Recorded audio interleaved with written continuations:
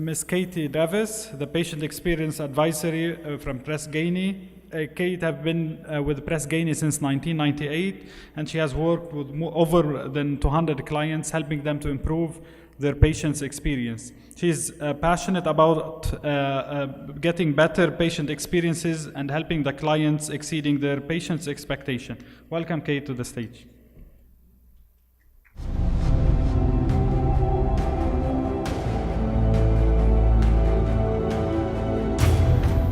Hello, everyone. I'm excited to be here. I apologize for my voice. I arrived very early Sunday morning and have spoken to over 200 of your healthcare colleagues since then, so I'm kind of almost out of voice after a while. I'm very excited to talk to you about the patient experience. As you guys heard, I'm extremely passionate about it. I've been with Pressganey for 19 years. And I've had the privilege of traveling and working with over 200 different facilities across the US and internationally. So this is something that I find fun, and I'm hoping you find fun as well. A little bit about how we think of patient experience at Pressganey. We look at it as no longer, are you smiling? Are you happy? Are you greeting the patient? It's a little bit more complex than that. To the patient, the experience is, do I feel safe? And it's not just physically safe, it's do I feel emotionally safe? In addition, they expect that high quality care that you all provide. And now they want that patient-centeredness. They want to know it's about me as a person. I'm not just the disease, I'm not just the diagnosis, I'm a person. And I have anxiety and fears and wants and everything else that a human being has that we need to now address. All of this is built on the bedrock of you, a resilient and engaged care team. If you don't have a resilient and engaged care team, then the patient experience just is not going to happen. So that's really important. The challenge now is that this is across the care continuum. It's not just inpatient. It's not just the ER. It's not just the outpatient setting. This means we all have to work together because the patient doesn't see you as individuals. They see you as one entity, and they expect you to communicate to each other across that one entity. So what is our objective in healthcare? Well, we want to alleviate and reduce the suffering of patients. This is why we get into healthcare, because we want to help people. We want to make them feel better. To do that, there are a couple of different types of suffering. There's the suffering that is from the disease that we need to basically mitigate. We need to promote the confidence and the skill of their care providers, manage that pain, ensure the safety, personalize the care, protect their privacy, and demonstrate compassion and empathy, as Susan said. But there's also the suffering that we cause, that our processes and miscommunications and operations the way they are, unfortunately cause suffering to these patients. So we need to prevent that suffering.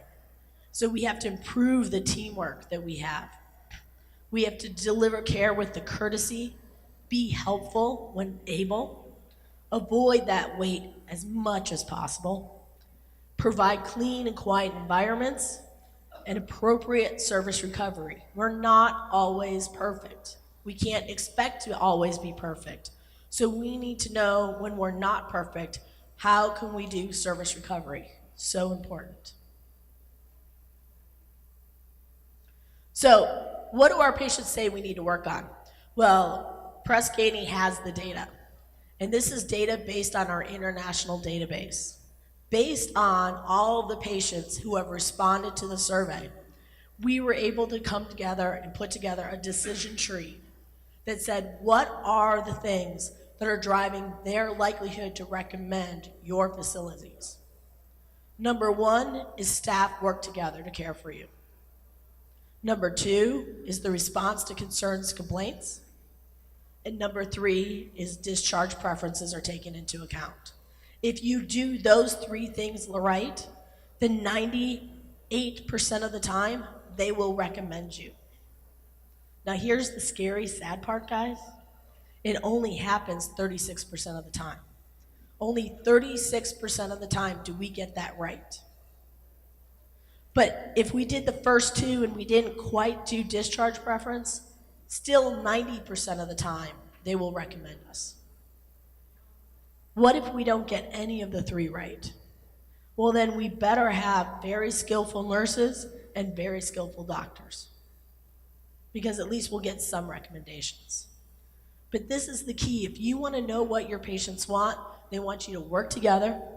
They want you to respond to the concerns and complaints and even ask what concerns and complaints they have. And they want us to take into account their discharge preferences. If you're looking at the medical practice outpatient, same basic themes. Confidence in your care provider. There's that staff work together to care for you again. And concern for worries again.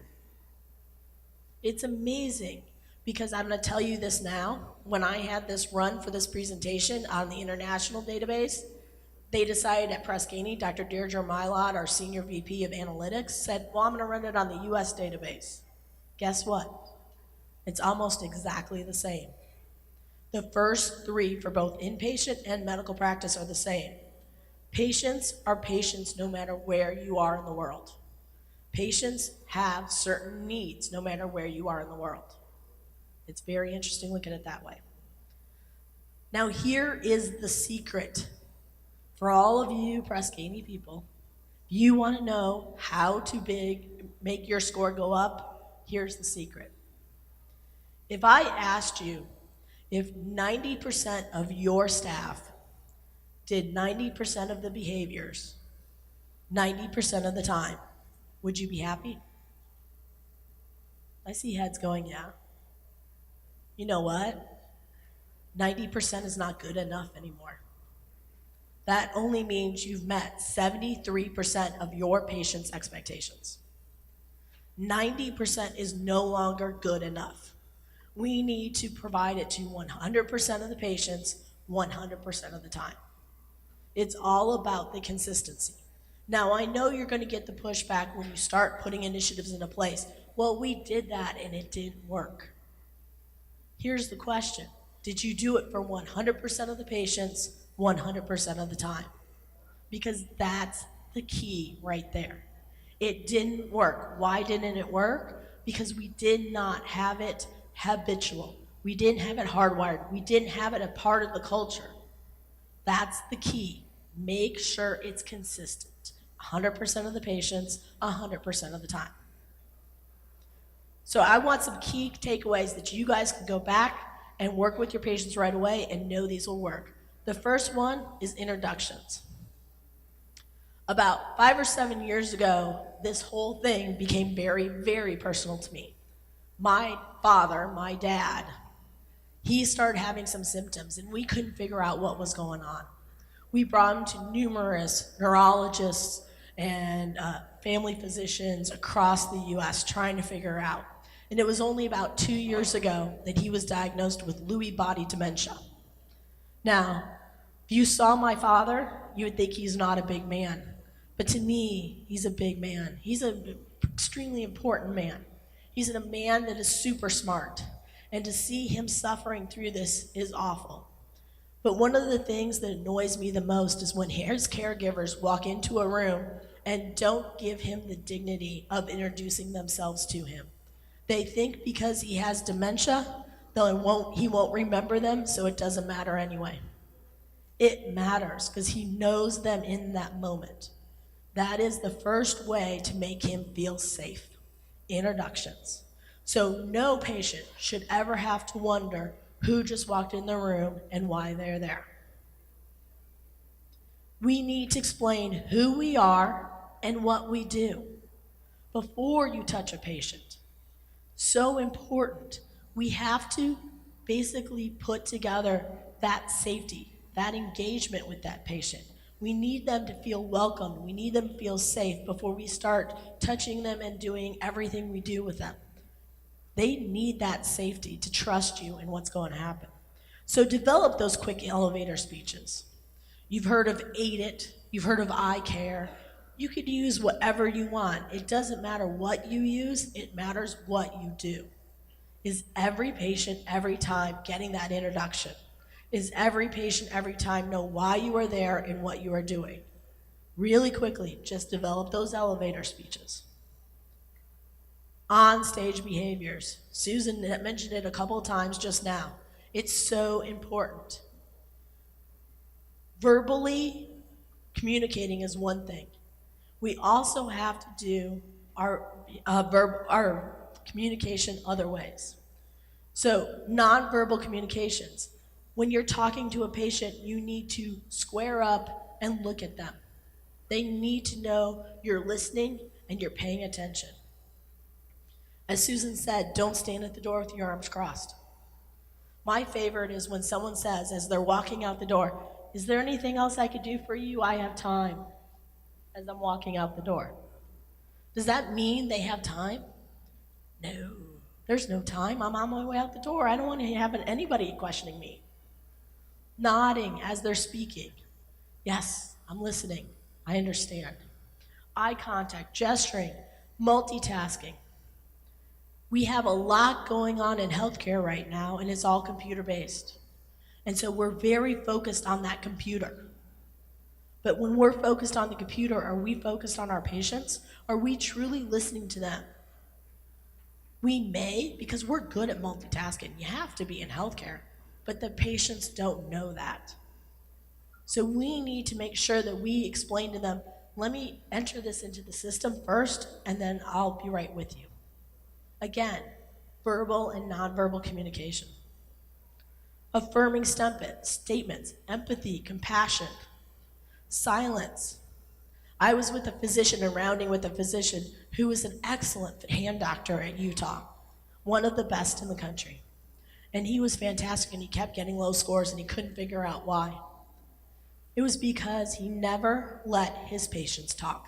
He would ask them what the problem is and interrupt them every 2 seconds with a question.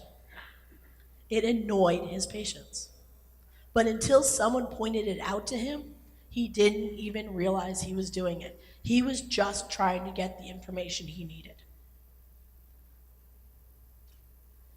4 must-haves for the best patient experience. This is what we at Pressganey call low-hanging fruit. Quick wins to get your scores and your patient experience up. 1, discharge phone calls within 24 to 48 hours. My wow on this one is, my dentist, even when I go in for teeth cleaning, will call me that night to make sure that I'm doing okay and if I have any questions. A dentist after a teeth cleaning will do this. That's a wow right there. It's also a safety thing, because if you call them afterwards and they did not understand those discharge instructions, you can reiterate them, they can ask questions, and you can find out if there truly is something wrong that they need now to come back in for. So discharge phone calls are a safety as well as patient experience. Whiteboards up to date, and we're going to show you an example in a second here, but whiteboards are really important. They're the basic form of communication to your patients and families. Do not put medical jargon on those whiteboards. It means nothing. I have one client that uses their whiteboards as communications between the nurses. That is not the point of a whiteboard. Whiteboard should be communication to the patients and families about what's happening. Hourly rounding or safety rounds, whatever you call it. It's not sticking your head in the door. Hi, how you doing? You okay? Everything's great? All right, I'll be back in an hour. You have to have purposeful rounding, and make sure you make that appointment with the patient, because all research, and anybody here could tell you, research will show if you actually make appointments and do hourly rounding with your patients, those call lights will decrease dramatically. It's amazing. You're no longer running around trying to get everything done and put out fires. It will make your lives easier. Bedside reporting, nurse staff handoff. If I'm working with a patient for 12 hours on my shift, I develop that relationship with the patient. I have that trust and engagement with the patient. Handing off to my coworker, I am now managing up who's coming on. I'm going to make their lives easier, and I'm handing off that trust that I've developed to them. It lowers the anxieties and fears of your patients too. It's a win-win all around. It's safety, it's clinical quality, and it's all about patient-centeredness. One easy thing. Whiteboards, let's come back to this. Here's an example of a wonderful whiteboard that we like to use at Pressganey. You have a room number, you have the telephone number. You have today's date. I spent once 8 days in a hospital. I completely lost track of time of what day of the week it was. Had no clue. Patient special needs and safety alerts. Patient's questions and concerns. What is today's plan?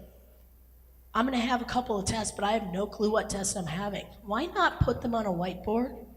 Because what happens when you're a patient in an inpatient setting, you have no control over anything that is happening to you. If I asked you all right now to leave your cell phones outside the door for 2 hours, many of you may lose your mind because we need to know exactly what's happening and what's going on right now. In an inpatient setting, you lose control of all of that. So give them control back. Give them that safety. Communicate to them, what are we trying to accomplish today? You have the nurse assistant, pain management. Really quick, let's talk about pain management. If you have a headache, what are you doing? You're taking an Advil and a Aleve, an aspirin. You're taking something for that headache to completely go away. That is how we as human beings experience pain control. Is that realistic in a hospital though? Do we really want their pain completely gone? Probably not. So we need to explain what exactly is pain control. What does it mean? Because pain control in a hospital is totally different than at home in a regular day. All the other information. It's clear, it's easy to read, and it's big and it's on the wall. Basic information for the patient and their loved ones that day. By using a whiteboard like this, you reduce the amount of questions you get from everybody along the way. Lastly, you want to make time for observations. We need to verify that what we want happen is happening. Observations are key, but here's the thing, is the people who are doing the observations, 9 times out of 10, have never been trained to do observations. We think they know how to observe, but do we know they know how to observe? Because they probably don't. So maybe one of the first things we need to do is do some training on how to do observations. Because then you're gonna have the correct observations happening, and they're gonna be done correctly. They're going to be observing the right things in the right way, and they're gonna be coaching to those observations. Very important. Recognition. One of the things that I've heard this week traveling around is that this region of the country doesn't celebrate the wins as much as you need to. There are wins. I can tell you right now that at least 70 to 75% of your patients are telling you you're doing a good or very good job. That is the majority of your patients. Celebrate that. It's not the unhappy, dissatisfied patients who are returning surveys. We have data that proves that. It's the patients who are saying you're doing a good job, we just need you to do it a little bit better. Celebrate the little wins. Celebrate the fact that you got a patient to smile. That's a win. Celebrate the fact that you were able to correctly fill out a whiteboard for 5 days. That's a win. You don't necessarily have to celebrate the score when you hit the goal. You celebrate the wins along the way. I was working with a hospital long ago down in Arizona, and they were in the 20th percentile in our national database. And their goal was to be in the 90th percentile in 5 years. The CEO, Rob Kurz, when they hit the 50th percentile, threw everybody a 1950s party. When they hit the 60th percentile, he dressed up as Elvis. He looked really good. I have pictures. He doesn't like me having pictures, but I have pictures of Elvis. When they hit the 70th percentile, I said, just don't eat the brownies, whatever you do. When they hit the 90th percentile, he had the University of Arizona marching band come out and play for the entire staff in their parking lot. He celebrated the wins every step of the way. He engaged the staff, he got them excited, he got them motivated. Celebrate the wins. Now, what's interesting is he tells the story of a physician who came up to him during the 1950s party and said, "What are you doing? Why are you advertising that we're only at the 50th percentile? This makes no sense. We don't want everybody to know that. That's not something we should be proud of." And he said, "You know what? Who do you think is filling out the survey? Our patients know exactly where our areas of opportunity are. They know we're not where they need us to be. All I'm telling them is it's something that we're working on. It's a work in progress, and we're not done yet, but look how far we've come already." This should never be a secret. It's your patients filling out the survey. They know what's happening. Celebrate the little wins and accomplishments that you do. I went in for a blood test about 2 months ago at my local clinic. And while I'm waiting in line, there's a little sign there that says, "Because of our patient feedback, we know privacy is important. Please make sure you stand behind the red line when registering to give the patient in front of you the privacy that they desire."